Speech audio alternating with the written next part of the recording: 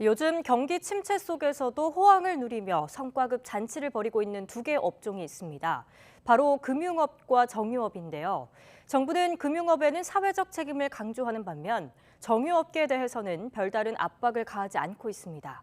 이유가 무엇인지 박홍구 기자가 취재했습니다. 국내 정유업계 1위인 SK이노베이션은 지난해 영업이익 4조 원으로 최대 실적을 올렸습니다. GS칼텍스와 S-오일, 현대오일뱅크 등 나머지 3개 회사까지 합하면 영업이익은 14조 2천억 원에 달해 역대 최대입니다. 이 같은 실적에 정유업계는 최대 기본급의 1000%에 이르는 성과급을 지급했습니다.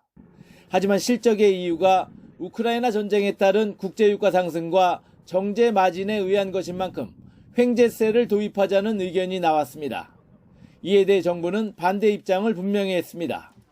특정 기업이 특정 시기에 이익이 난다고 해서 횡재체 형식으로 접근해서 세금을 물리고 하는 것은 저는 바람직하지 않다 이렇게 생각하기 때문에 정부는 일부 유럽 국가들이 에너지 기업들에게 횡재세를 부과하려고 하지만 우리 기업들과는 이익 구조가 다르다고 지적했습니다.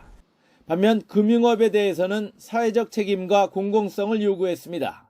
특히 5대 시중은행은 정부가 쳐놓은 진입장벽 안에서 가파른 금리 인상 덕분에 막대한 이윤을 챙기고 성과급과 명태금 잔치를 벌인 게 화근이 됐습니다.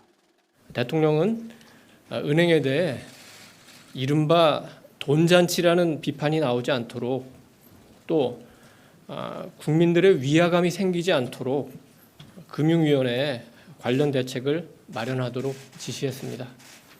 이처럼 두 개 업종이 다른 대우를 받는 것은 정유업은 설비 투자와 연구개발 부담이 있어 국제유가가 낮을 때는 적자가 나기도 하지만 금융업은 저금리에도 예대금리 차로 수익을 내고 위기 때는 공적 자금이 투입되는 만큼 공공재로서 성격이 강하기 때문입니다.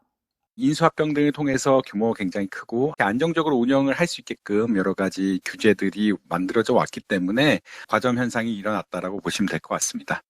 코로나19와 우크라이나 전쟁이라는 돌발 변수로 기업과 개인의 희비가 엇갈리는 가운데 이윤을 챙긴 업종 간에도 역할과 성격에 따라 요구받는 책임의 수위가 달라지고 있습니다. YTN 박홍구입니다.